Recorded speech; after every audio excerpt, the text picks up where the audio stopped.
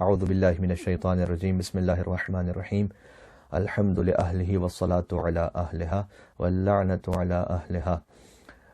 یہ ویڈیو آج کی فرینڈز فورم راؤنڈ ٹیبل دینیات کلاس کراچی کی ریکویسٹ پر ریکارڈ کی جا رہی ہے، اور آج کی اس ویڈیو کا موضوع حضرت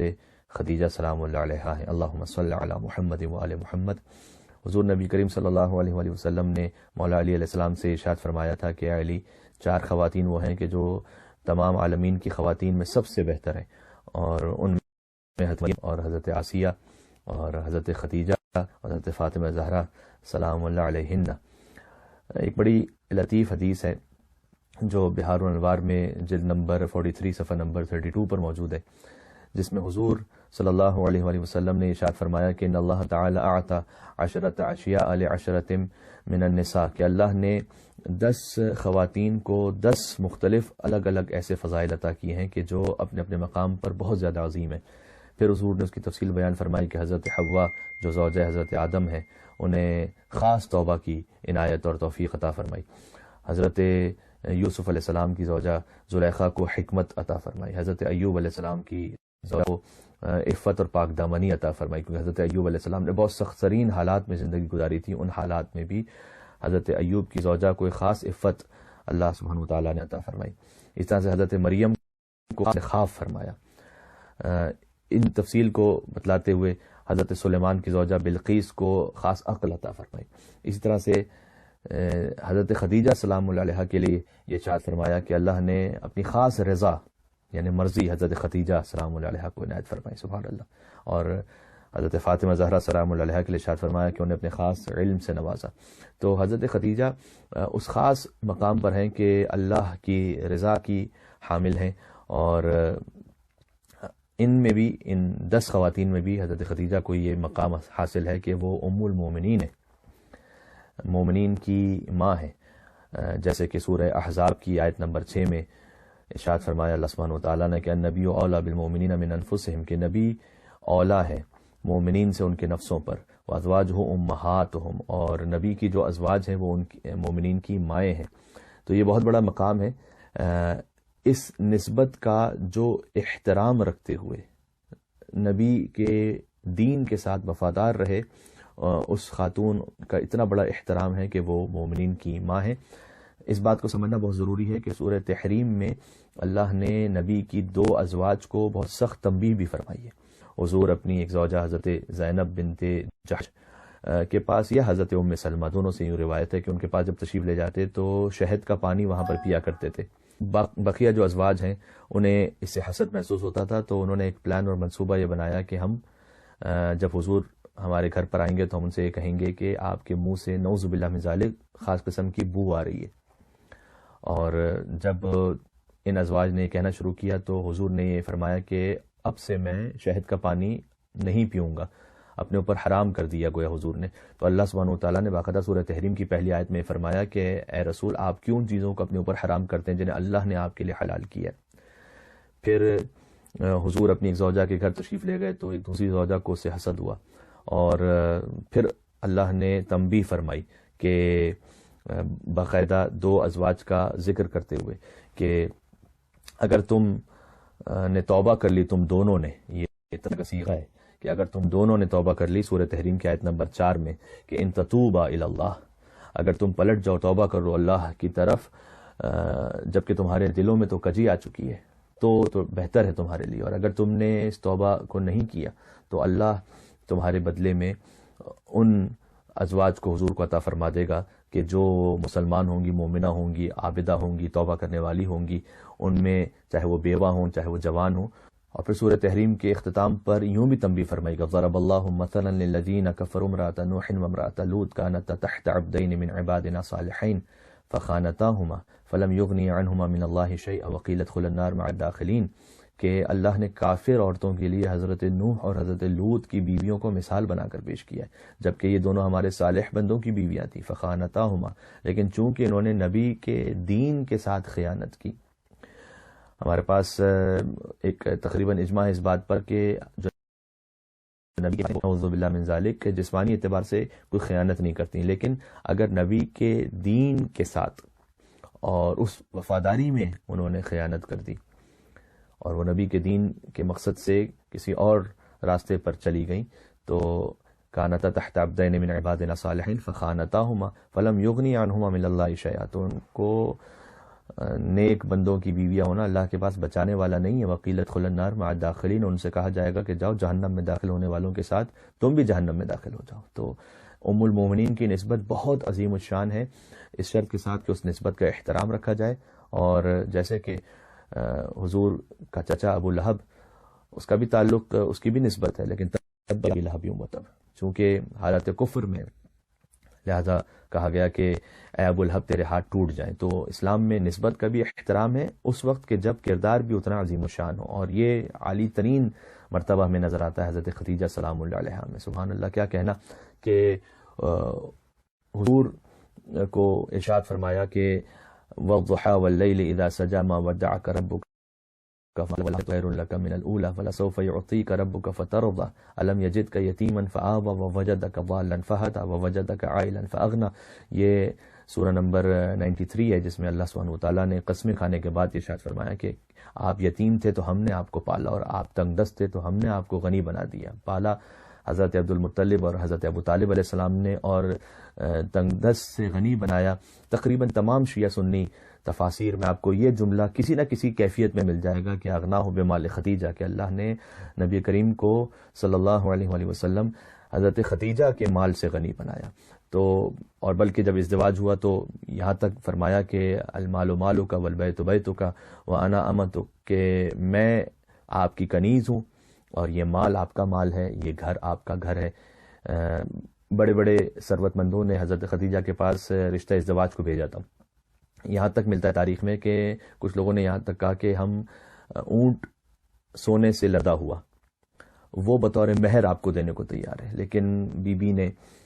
ٹھکرا دیا سب کو. حتیٰ طنز بھی کیا جاتا تھا بی بی پر کہ آپ نے غریب اور فقیر سے ازدواج کیا ہے. لیکن جن کی نکاح فقط مادہ پرست ہوتی ہے، دنیاوی نکاح سے جو سوچ رہے ہوتے ہیں، تو ویسے ہی کسی نے کہا کہ آپ نے ایک فقیر اور غریب سے ازدواج کیا. تو حضور کے بارے میں اس بات پر بی بی خدیجہ نے بہت ایک لطیف جملہ ارشاد فرمایا. کہا کہ دیکھیں، سوچنے کی بات ہے نا کہ اگر ایک خاتون بہت ثروت مند ہے اور جو شوہر ہے وہ غریب ہے، تو دنیا یہ کہے گی کہ مرد کی قسمت بہت اچھی تھی کہ اسے ایک دولت مند بیوی مل گئی.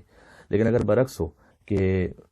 شوہر بہت ثروت مند ہو اور خاتون کسی غریب خاندان سے ہو، تو دنیاوی اور ظاہری اعتبار سے یہ کہا جائے گا کہ اس خاتون کی قسمت بہت اچھی تھی کہ یہ ایک امیر گھر میں چلی گئی. تو حضرت خدیجہ نے یہ فرمایا کہ میں نے اپنا سارا مال بخش دیا محمد مصطفیٰ صلی اللہ علیہ وآلہ وسلم کو، اب سارا مال ان کا ہے، لہٰذا وہ ثروت مند ہیں اور میں فقیر اور غریب ہوں. سبحان اللہ. تو میری خوش نصیبی ہے کہ میرا نکاح محمد مصطفیٰ صلی اللہ علیہ وآلہ وسلم کے ساتھ ہو رہا ہے. اور تاریخ میں موجود ہے کہ وہ نکاح حضرت ابو طالب علیہ السلام نے پڑھایا. اور نبی کے ازواج کے سلسلے میں ایک بات بہت اہم ہے کہ حضور کی 11 ازواج لکھی ہوئی ہیں تاریخ میں، جن میں سے آپ کو بعض ازواج کے نام ملیں گے کتابوں میں کہ وہ رسول اللہ سے بہت قریب تھیں اور حضور کو بہت قلبی لگاؤ تھا. حقیقت یہ ہے کہ حضور نے اپنی زندگی کے 25 سال ایک زوجہ کے ساتھ گزارے ہیں، اور وہ حضرت خدیجہ سلام اللہ علیہ. سبحان اللہ. اور آخر کے 10 سال بقیہ 10 ازواج کے ساتھ ملا کر گزارے ہیں. تو آپ غور فرما سکتے ہیں کہ حضرت خدیجہ سلام اللہ علیہ کی کیا شان اور منزلت ہے کہ وہ بلا شرکت غیر حضور کی زوجہ رہی ہیں، جو یہ مقام اور کسی کو حاصل نہیں ہو سکا. اور 25 سال حضور کا فقط ایک خاتون حضرت خدیجہ سلام اللہ علیہ کے ساتھ گزارنا اس بات کی دلیل ہے کہ ان کے مقام اور فضیلت تک کوئی پہنچ ہی نہیں سکتا تھا کہ حضور نے جب تک کہ حضرت خدیجہ حیات تھیں دوسرا ازدواج نہیں فرمایا. اور حضرت خدیجہ کی وفات 10 رمضان المبارک جو تاریخ میں بیان کی جاتا ہے کہ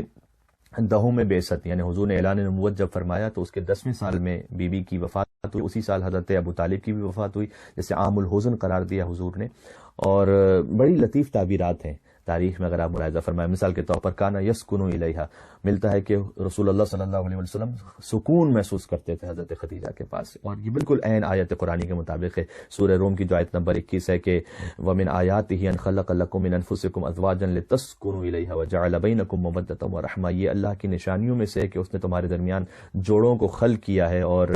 تاکہ تم سکون حاصل کرو، اور اس نے تمہارے درمیان مودت اور رحمت قرار دیا ہے. تو یہ جو سکون کا لفظ ہے یہ بالکل قرآنی لفظ ہے، اور حضور کے لیے فرمایا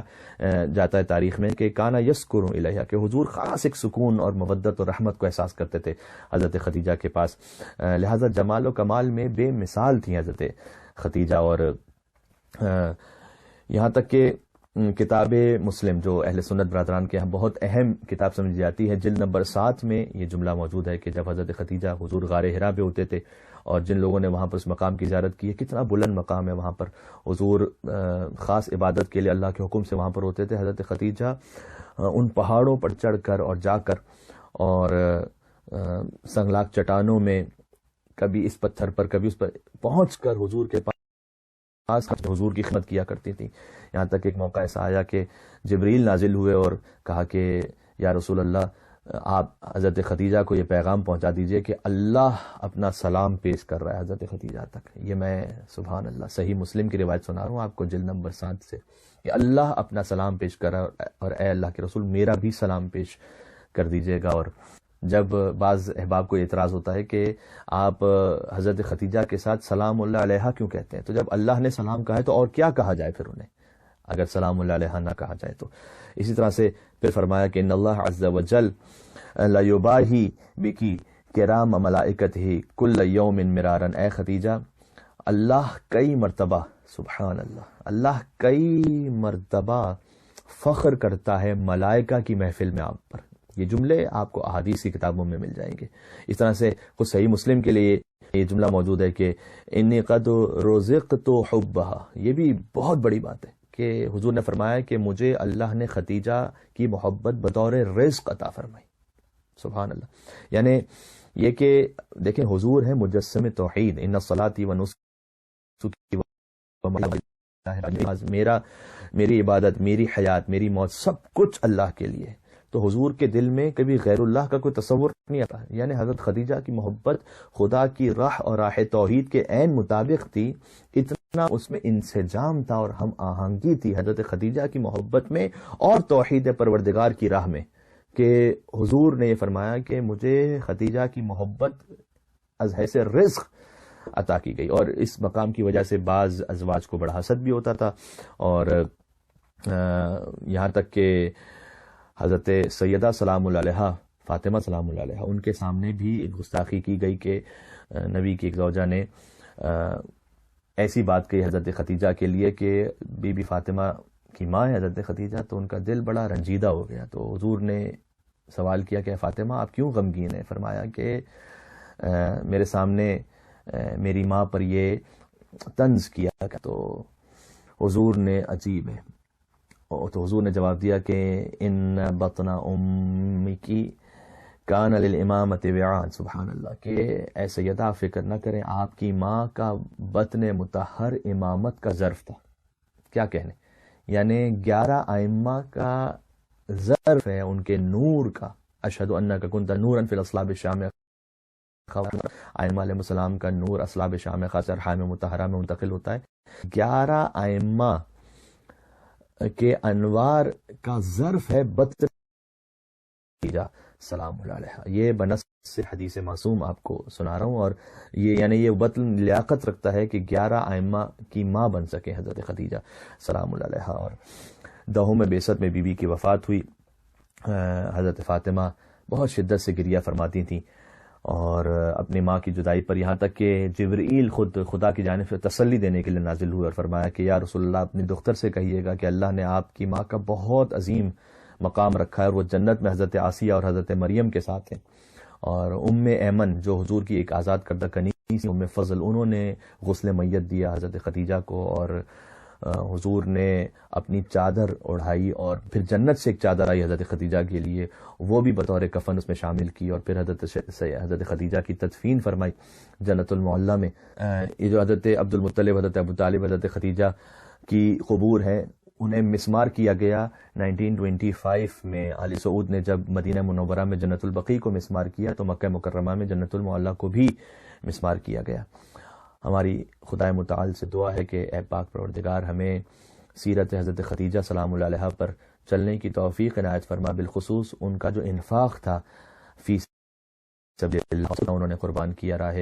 رسول اللہ صلی اللہ علیہ وسلم میں، بالخصوص ان حالات میں اب سمجھ میں آتا ہے کہ بی بی نے اتنا انفاق کیا تھا کہ ان کے اپنے مال سے کفن بھی نہیں بچا تھا. اور اب سمجھ میں آتا ہے سورہ دہر کا مطلب کیا ہے، سورہ دہر کی فضیلت کہ وَيُطْعِمُونَ الطَّعَامَ عَلَىٰ حُبِّهِ مِسْكِينًا وَيَتِيمًا وَأَسِيرًا، کہ جب اپنے گھر میں فاقے ہوں. پنجتن پاک کا جو واقعہ ہے کہ جب اپنے گھر میں فاقے ہوں اس کے باوجود بھی روٹی غریب کو اور یتیم اور مسکین اور اسیر کو دے دینا، یہ شان اہل بیت اطہار علیہ السلام ہے. جب تھوڑے سے حالات سخت ہوتے ہیں تو ہر ایک اپنے گھر کی فکر کرتا ہے، لیکن